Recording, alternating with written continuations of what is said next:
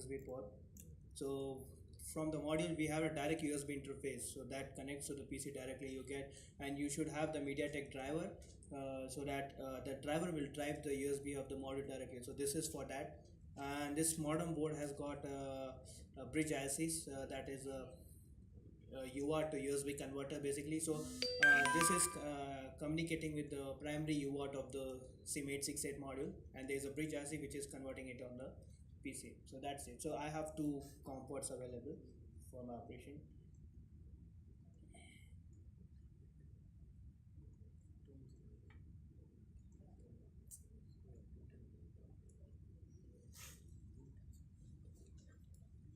This is okay.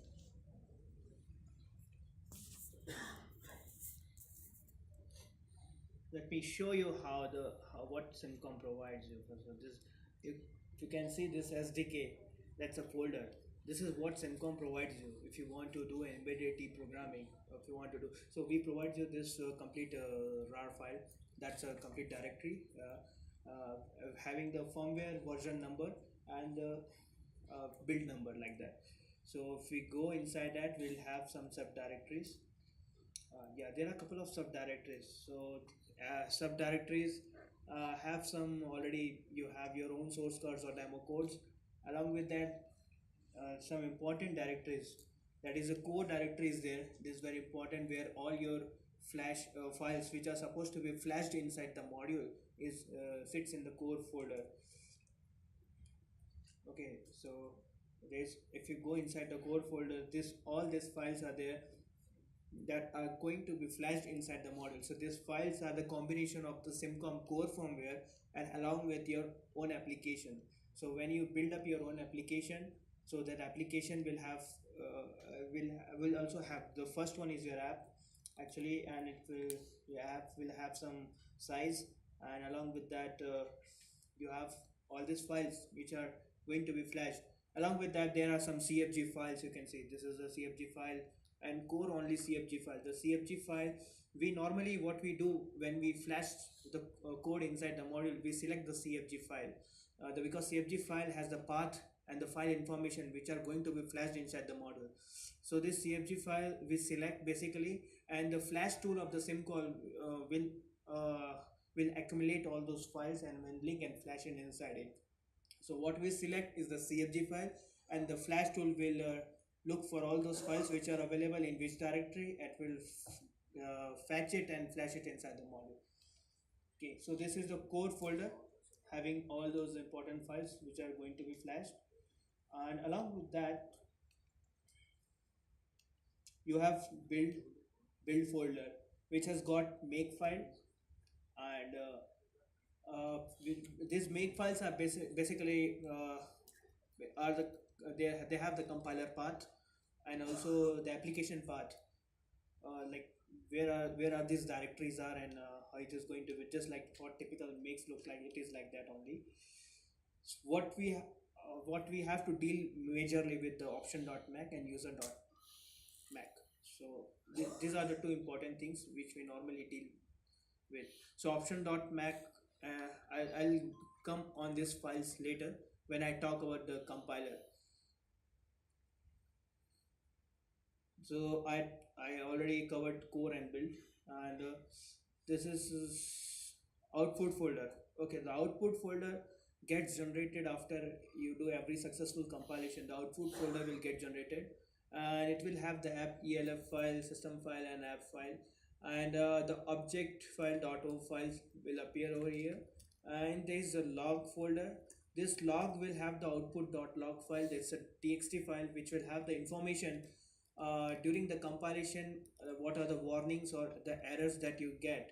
So that comes and logged inside this output.log. So you get to know in which line we have the warning, or there is an error might be you want to see and fix it. You come to see all this information is output.log. So these three are the major, or I can say the important folders uh, which are required to build up your code. Along with that, other files what you see are the demo codes and your own source files like that. Can be your own source file or demo code. There's a bash file .bat we have created. This bash file we have to execute to compile the code. So it's a command based compilation, command prompt based compilation. This bash file you can just run to compile your code. Okay, so now after having a look at the directory, I'll take you to the .c file. I'm going to show you a demonstration on the gpio.c. So how the typical gpio.c will look like, we'll have a look. This is the file structure. These are the header files.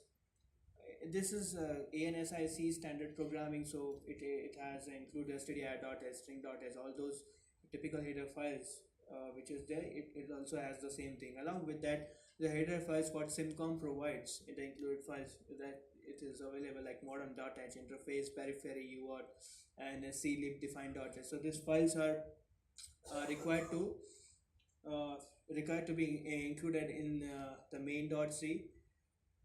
This clib define.h has to be included only in main.c. Rest of the file you can use it in multiple threads. Like if you want to use a periphery in different threads like control GPI and all those things, that comes definition comes in a periphery.h. So if you want to use a different thread for that, you can include periphery in that thread and not here. So what are the include files which are required in main threads? You can have it here like stdio.h, string.h, modern.h, and clib define.h. And if the periphery you're going to drive it here, then you can use it here as well, interface.h also. So these are the declarations, including the app main declaration also happens here. So during my presentation I shown you this actually the thread where we actually define all these threads. uh, this is how it looks like in the arm section. Raw data app entry, we define it over here. So first is the app main, has always got the highest priority, then the app func.txt one that runs after that, and then you have your multiple threads. So there are further more 8 threads you can run along with that. But this is a GPI operation, so I'll use the main as a main thread only to drive the GPIO. I'll not use a separate thread, but I can do that as well. App func.ext1, the second one, right? This one, the second one has got the configuration of your USB, UART, and GPIO. So as I mentioned, we provide you two UART and one USB. So here you actually set the UART. It can be a debug port, AT port. So all those settings you do here, and these are the GPIO configuration you do. You want to set a particular pin number as a GPIO, and what is their primary functions, you can define it here, and what would be their the revised function. You want to use it as a GPIO, you will put it here. So this is all the configuration of the GPIO. So bottom line is, at the very beginning of the stage, very beginning of the initialization, you have to define your hardware very well. What is the role of the hardware is going to be for further operations. So that is what we are defining it very well. This will be the UART for AT command, for USB for debug. These pins are for GPIOs. I'm defining it at the very beginning stage, and rest of the code will follow this as a reference only. It will not go to the default stage in any of the cases in any of your part of your code. Then these are the definitions of the functions for the data parsing. Like from the modem buffer, if you have some data coming from the modem buffer, then how you parse it, it comes appears over here.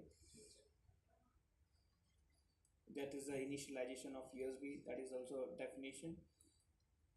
And this is a GPIO test function. What I'm doing, just I'm just I'm taking an event, I'm catching an event from the switch case, and based on the event I'm calling a function which is this one, EAT module test GPIO. And this function, when I call, and I'll pass on the parameters which I'll pass on from the UART. So this parameter, when I pass on from the UART, the particular if condition will get executed, like those number of GPIOs will get high or low.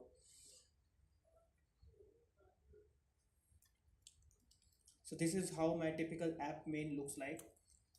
EAT event, uh, like we declare event variable over here, and the buffer space length, app initialization we do over here. Then this is a, in typical C you have seen a printf where you print the message on a terminal or like that. So here we use EAT trace. This is an API provided by, so you use EAT trace to print anything. So if you want to debug your code at any section of the code, you just put EAT trace, you print anything or any information you want to print, like what was the event ID, that also you can use the EAT trace to print. So like that you will come to know what was the response, either true, false, event ID, X, decimal, string, anything you can print it using the EAT trace. You will see multiple example of EAT trace when we go beyond. EAT modem write, as I told you, like it is a GPI operation. I want to use the net light as a GPI also. At the very beginning, I'll first disable the net light. So whenever my module boots up, the net light blinking will go off.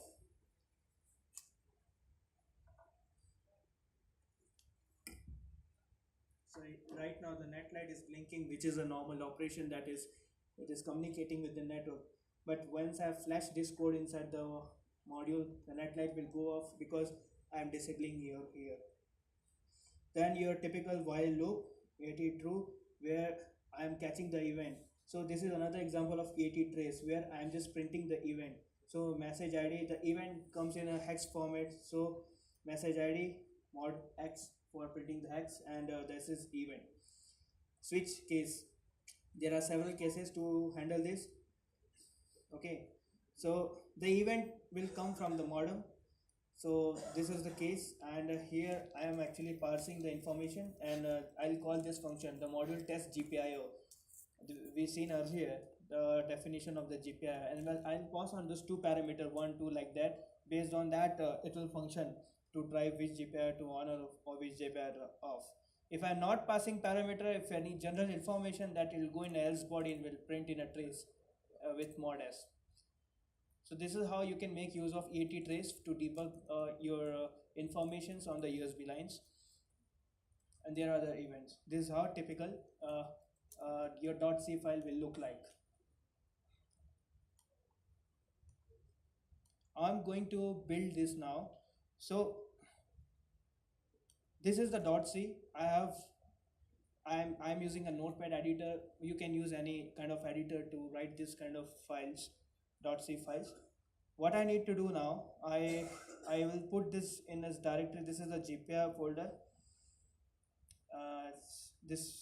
I can create a GPI folder like this, or I can create a directory. Under that I have my subdirectory. If there are multiple source files are there, then I can manage it like this. And in GPI I have app demo.c, so that I have opened over there, what you have just seen. So this is the one, and along with that, after writing this code, once I save it, my next task is to build it, right? Build it. So to build it, I will use the user.mac first. In the user.mac, I have to actually define, I have to actually provide the path where my, what is my source directory or main directory, when what is my subdirectory. So the source directory, file directory. So I have put my GPI in a source directory with a folder name src. So I am mentioning src over here, and inside that src there is a subdirectory which is a GPI. So I'm mentioning like that over here, which is already I have configured, and I'm going to save this file. So once I do that, I'll use the bash file and I'll execute it. So this is how the typical execution will look like. And at the bottom you will find finish, zero information, warning or zero error. Means this code has been built successfully with zero errors. There can be one warning which if I have to look at, then I can see in the output folder. I go in the output folder, in the log, and log will have that information, what kind of warning I have, extended constant initializers are used.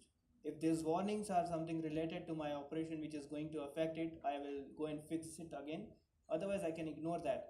And of course, there is no error, so it is showing zero error for warning like that. So my code is built now. Next task is to flash the code. The code is built. I'll flash it inside the module. I have a tool which Simcom provides, and the tool is like Simcom series download tool, customer version 1.19. In that, I'll go select the device. I'll use the USB, which is the faster way to flash the code. I don't have to configure COM port in the border because I'm selecting the USB. In the image folder, I'll go and browse the .cfg file I spoke about. What is the .cfg file? Because .cfg file has got the complete information which are the files is going to be flashed, and the rest of the job the flash tool will take care. So I have to just go in the core folder, this one, and I'll select .cfg. If I select core only .cfg, then it will not take my application. It will only flash the core firmware of the SIMCOM. So that will not include my app, and the first one will have my app also included. I'm getting an error message like t333.bin file, means it couldn't able to find that file where it is. It is basically a GPS because it's a combo module. So the combo module has got GSM and GPS firmware, and you can flash those firmware all together from the USB. So right now my topic or target is related to GSM operations or GPI operations. I don't have to bother about the GPS as of now. So in that .cfg, what we seen in the core folder, I have to make one change. I'll just open it one more time. Yeah, in the core,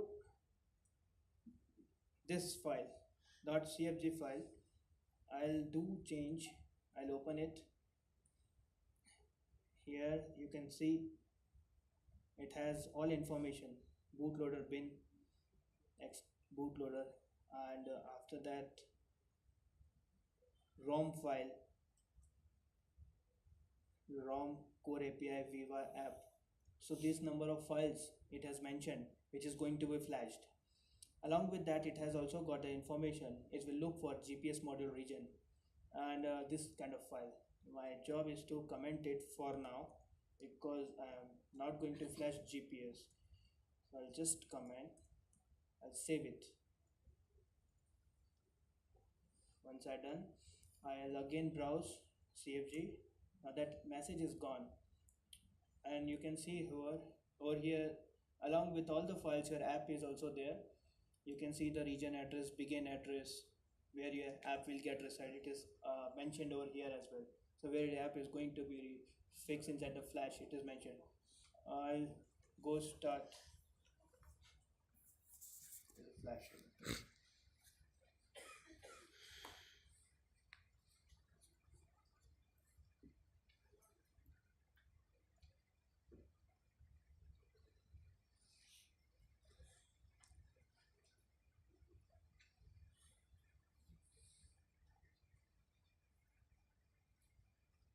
So it's a comfort open failure. Basically, I'll just reset the model.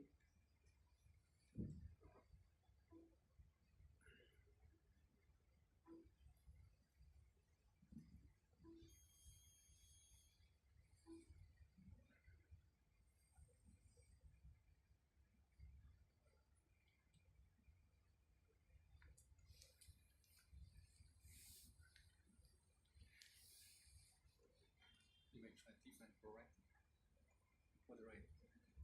It's USB. USB. USB.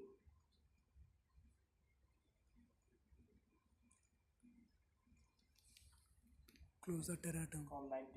It is looking for COM19. Hold on. COM9. Let me flash tool hanged in between, so I'll reopen the flash tool. Constantly looking for COM19 means hanged.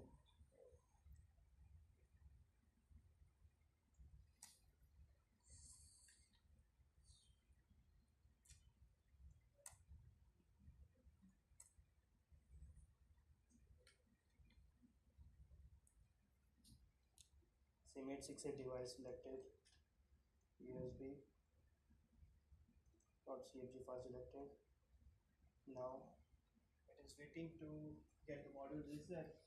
I'll reset the module.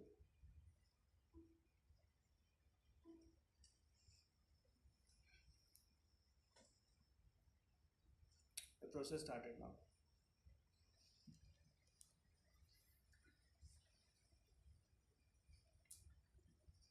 The now bootloader has taken over and it is flashing all the files one by one.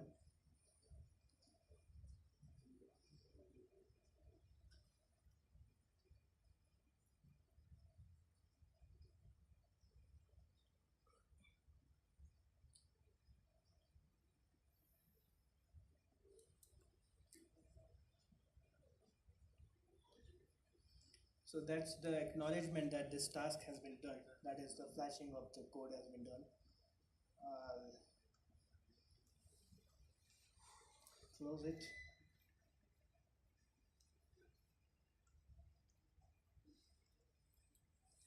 COM15 is my UART through which I can pass on some information. So I'll select the COM15. I have to reboot the module after this. Now the app is flashed inside the module.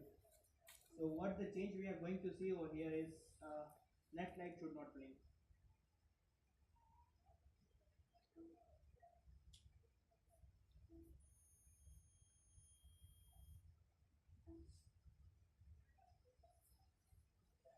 Yeah, so you can see the night light. If you the night light blink in the middle one is stopped.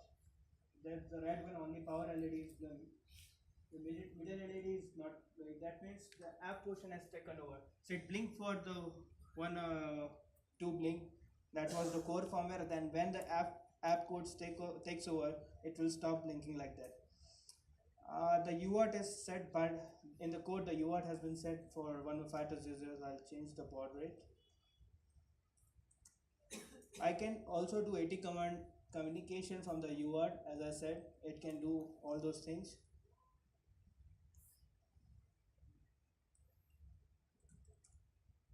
That's it will show you the EAT firmware. Okay.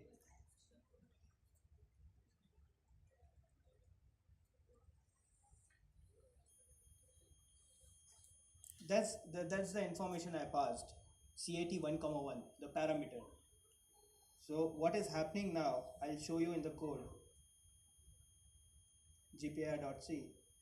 You can hear one noise. There's a buzzer. Buzzer started buzzing because that is connected to the RI pin, and maybe I have set the RI pin to high level or low. Maybe I'll just check. So parameter 1 and second parameter also 1. If I pass on, what I'm doing, my along with the RTS, CTS, GCD, DTR, RI pin is also there. I'm putting the okay. I'm setting the RI pin low, because the other pin of the buzzer is connected to the VBAT. Let's say, so the RI pin low, the buzzer start buzzing, and if I pass on, okay, 2,1.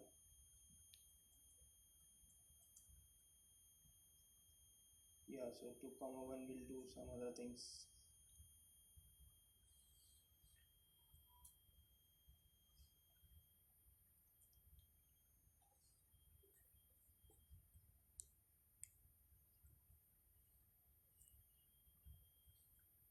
Okay, 2,1 has got some other functions.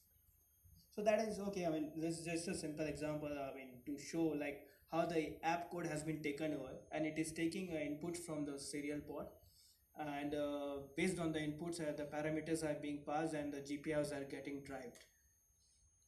In your code, when you don't want to pass on the information from the UART, this kind of thing you can do over there only the application. How the then that it will be like a total event based. Any interrupt happen on the, like you can use an interrupt. We saw the event circuit. You can use an interrupt on a GPIO to set it high or low. Based on that, you can call a function or do certain tasks. So that will be like your standalone task. Here, just for a demonstration, I can pass on the information and I can drive those GPIO. So now your app code is running and doing all this kind of operations. Right.